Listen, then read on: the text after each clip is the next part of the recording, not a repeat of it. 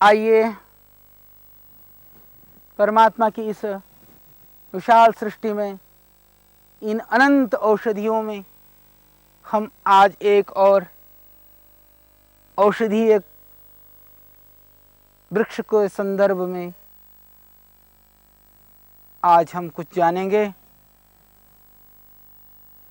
इसको बोलते हैं, जो मेरे पास में है, मेरे दाईं ओर भी है, पीछे भी है, घोर जंगल में जहाँ बैठे हैं, चारों तरफ जिसके वृक्ष हैं, जिसके पेड़ ये खड़े हैं, आप देख रहे हैं, बड़े ये कटीले पेड़ होते हैं। इसको बोलते हैं थूहर, और इसको बॉटनिकल इसका नाम है इफोर्बिया नेरिफोलिया। इफोर्बिया के लगभग कई प्रजातियां हमारे देश में पाई जाती हैं, और उनके कुछ गुण तो समान हैं, पर कुछ गुण थोड़े अलग अलग हैं।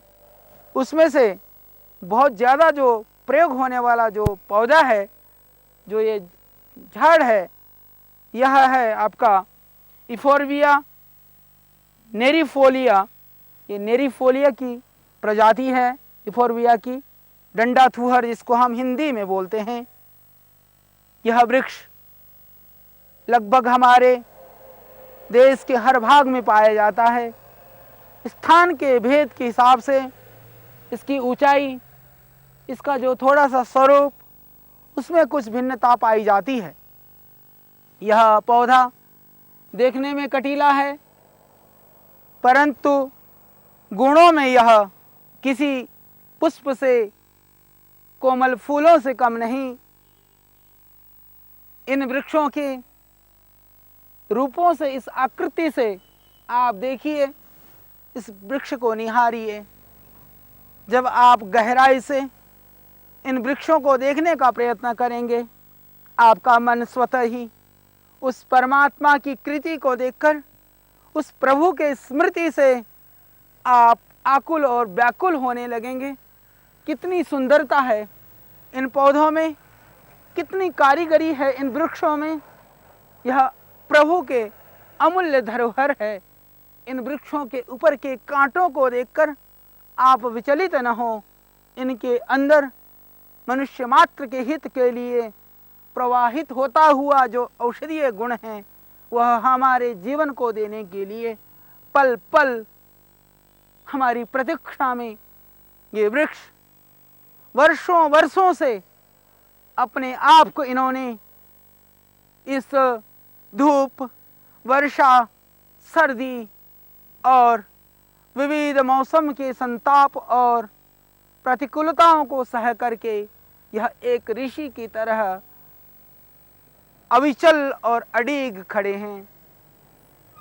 यह इसका जो पौधे में से निकलने वाला जो दूध है, इसको यदि आप थोड़ा चीरा लगा देते हैं, आप देख सकते हैं, इसको थोड़ा सा चीरा लगा दिया जाए तो इसमें दूध निकलना शुरू हो जाता है। इस दूध यह अत्यंत विरेचक है। दस्त के लिए, विरेचन के लिए यह बहुत ही एक दिव्य औषधि है। जिनको बहुत ही कब्ज की शिकायत हो, यदि इसके दूध में छोटी हरड़ को भिगो करके उस हरड़ को थोड़ा सा घिस करके यदि आप दे दें, तो इससे पूरा पेट साफ हो जाता है। यह अत्यंत विरेचक है। कितना भी सड़ा हुआ मल है, कितना भी पुराना गला हुआ मल है, वह सारा मल निकल जाएगा। क्योंकि सीधा सेवन इसलिए नहीं करना चाहिए, यह बहुत ही तीक्ष्ण है, बहुत ही यह तीव्र है। थोड़ी सावधानी बरतें, या कोई थोड़ा आयुर्वेद का जानकार कोई ऐसा चिकित्सक या वैद्य से यदि आप परामर्श ले सकें, तो परामर्श ले करके इसका आप प्रयोग करें। इसका जो दूसरा दिव्य गुण है, वह आँखों के लिए यह बहुत ही अच्छी औषधि है। पर इसके आँखों में डालने के लिए आप इसके रस को आँख में नहीं डाल सकते हैं, इसके दूध को आँख में नहीं डाल सकते हैं। यदि सीधा ही दूध आँख में चला जाए तो आँख खोने की संभावना है, आँख से आप कहीं अंधे ना हो जाएं, इसकी संभावना है। तो आँख की रोशनी के लिए आप ध्यान से सुने। इसके आप दूध को निकाल लें, चीरा लगा देने से काफ़ी दूध इकट्ठा हो जाता है। उस दूध में रुई को भिगो दें, उस रुई को भिगो करके उसको सुखा दें और उसके सरसों के तेल में उस रुई को डाल करके बाती बना करके उस बाती को जला करके एक बर्तन ऊपर रख दें नज़दीक में, और जो काजल इकट्ठा हो जाए उस काजल को एकत्रित करके आप उस काजल का अंजन आँख के लिए करें।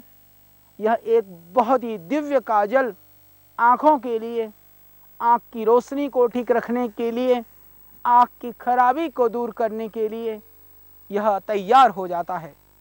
तो आँख की रोशनी के लिए यह थूहर के दूध से बत्ती बना करके उस बत्ती को सरसों के तेल में जला करके आप काजल बना करके काजल का प्रयोग करिए। इसका दूध, जैसा अभी मैंने कहा कि आंतों में मल सड़ जाता है, बहुत सारे ऐसे लोग हैं वह कहते हैं कि किसी भी दवाई को लेने से हमारा पेट साफ नहीं होता, पेट का मल जो विसर्जन की क्रिया है वो अस्त व्यस्त है।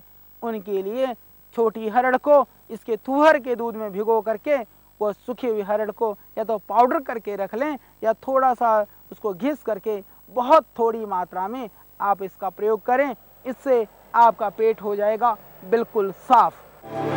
तो शोधक भी है, जिनको बहुत ही ज़्यादा स्किन की प्रॉब्लम है, स्किन की परेशानी वालों के लिए यह एक अमृत है, रामबाण है।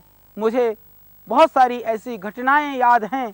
पहाड़ों में आज भी कई सारे स्थानों पर यदि किसी भी तरह की भयानक चर्म रोग की स्थिति होती है, तेल में इसके दूध को थोड़ा सा मिला करके उस जगह पर लगा देते हैं। हालांकि यह लगती बहुत है। यदि बहुत खाज है, खुजली है, एक्जिमा है, चंबल है, उसमें आप इसके दूध को थोड़ा सा दूध आप 4-5 बूंद दूध को थोड़ा 1-2 चम्मच सरसों के तेल में उसको मिला लें, थोड़ा उंगली से अच्छी तरह से मिला करके रुई के फवा से अपने शरीर के अंग पर आप लगाइए और आप पाएंगे त्वचा रोग से मुक्ति। यह एक बहुत ही गुणकारी और बहुत ही दिव्य प्रयोग है। आप देख रहे हैं इसमें ये जो पत्तियां हैं इसमें भी दूध निकलता है। आप ये देख सकते हैं, ये दूध बहुत होता है इसमें। तो ये जो इस पत्ती में से अभी, क्योंकि यह वर्षा काल है, अभी सारी हरियाली और चारों तरफ वृक्ष मुस्कुरा रहे हैं, खिल रहे हैं, पर जब ये पत्ता थोड़ा सा पुराना हो जाए, पीला पड़ जाए, इस पत्ते को आग में थोड़ा सा गर्म करके उसको निचोड़ करके यदि 4-4 बूंद कान में डाल दें, कर्ण रोगों के लिए, कितनी भी भयानक कान की समस्या हो उसके लिए यह दिव्य बहुत ही गुणकारी औषधि है। और इसका इस गुण के प्रयोग अभी डॉक्टर चोपड़ा, जिन्होंने आयुर्वेद के ऊपर बहुत काम किया, एक एलोपैथिक बहुत बड़े रिसर्चर थे, उन्होंने भी यह गुण इसमें पाया कि इसके अंदर, इसके पत्तों के अंदर दर्द को दूर करने की इतनी प्रबल शक्ति है कि इसके रस को निचोड़ करके कान में डालते ही कान का दर्द हमेशा के लिए ठीक हो जाता है। तो कान दर्द के लिए थूहर के पीले पत्तों को लें और उसको थोड़ा सा आग में गर्म करें और निचोड़ करके 4-4 बूंद दोनों कान में डाल दें। इससे मुक्ति होगी कर्ण पीड़ा से, रोग होंगे कान के समस्त रोग। बहुत ही गुणकारी और दिव्य औषधि है यह। इसके लिए आप इसका प्रयोग करें।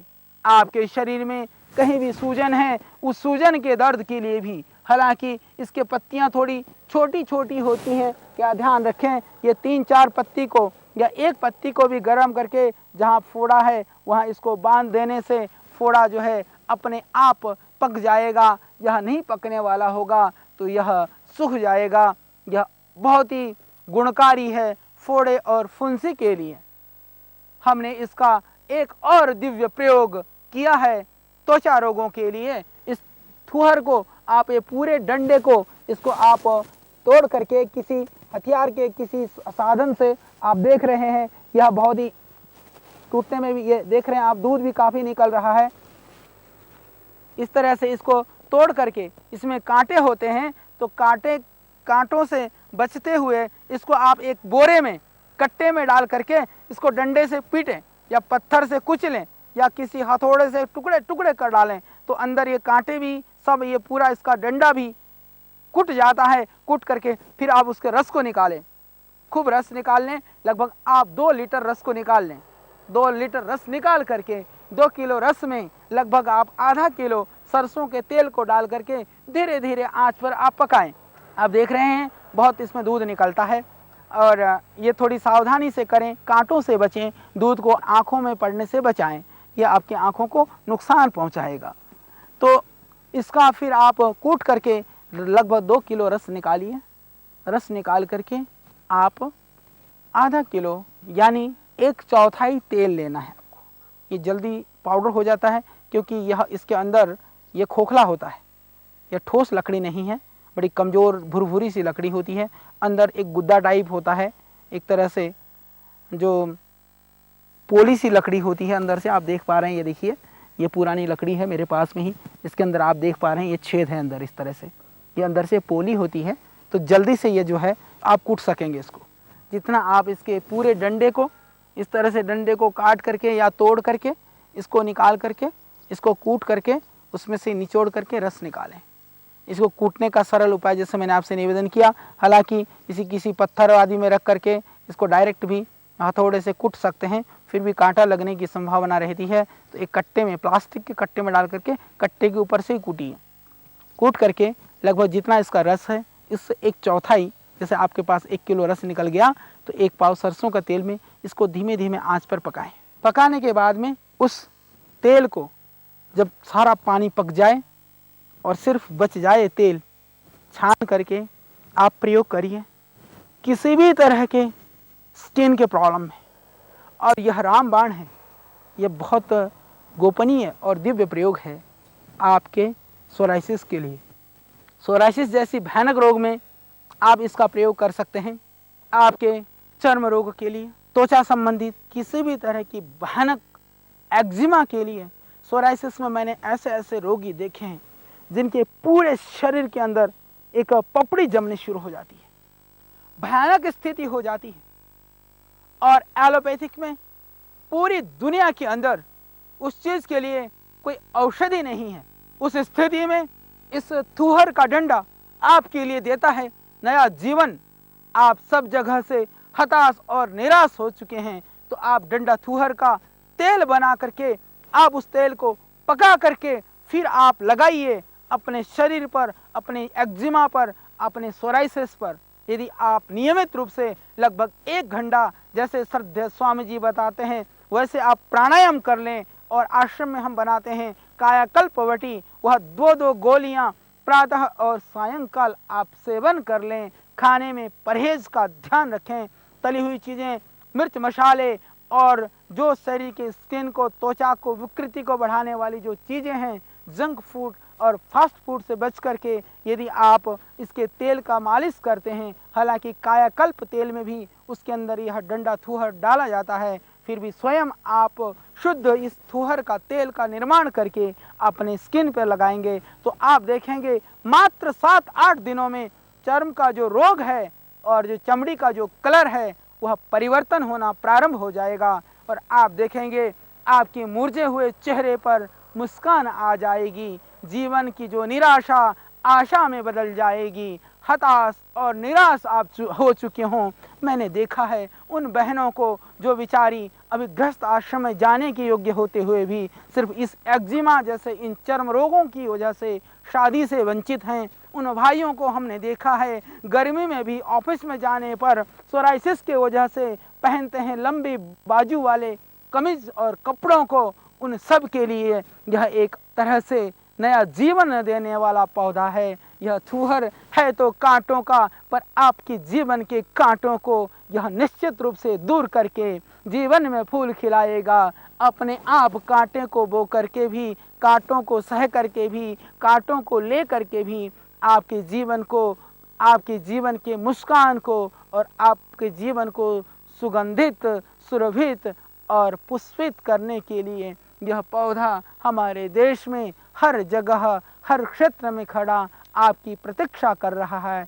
आइए, और यह इसकी खासियत है, इस पौधे को तोड़ करके भी यदि आप कहीं पर मिट्टी में भी गाड़ देते हैं तो यह जो पौधा है यह लग जाता है, यह हरा भरा होने लग जाता है, वहीं से फैल जाने लग जाता है। तो ये बाड़ों में भी लगा सकते हैं, यदि आप कहीं पर भी घर के किनारे पर भी लगा सकते हैं। यह एक बहुत ही अच्छा पौधा है। तो त्वचा रोगों के लिए, चर्म रोग के लिए, आपके पेट के लिए, आपके कर्ण रोग के लिए है तो अनंत इसके प्रयोग हैं, तो बहुत सारे गुण। पर आइए हम एक वृक्ष के द्वारा यदि 4-5 जो प्रामाणिक, ऑथेंटिक और लाभकारी प्रामाणिक प्रयोगों को हम जान सके तो निश्चित रूप से इस देश से रोगों का सफाया हो सकेगा। आज हॉस्पिटलों के साथ साथ महामारियों की तरह से बढ़ती हुई व्याधियों से हम मुक्ति पा सकेंगे। आइए प्रकृति के शरण में आइए, इस तरह के महामारियों से बचिए और इन रोगों से पीड़ित लोगों को इन औषधियों के विषय में बता करके, जानकारी उपलब्ध करा करके आप अपने आप को धन्य बनाएं।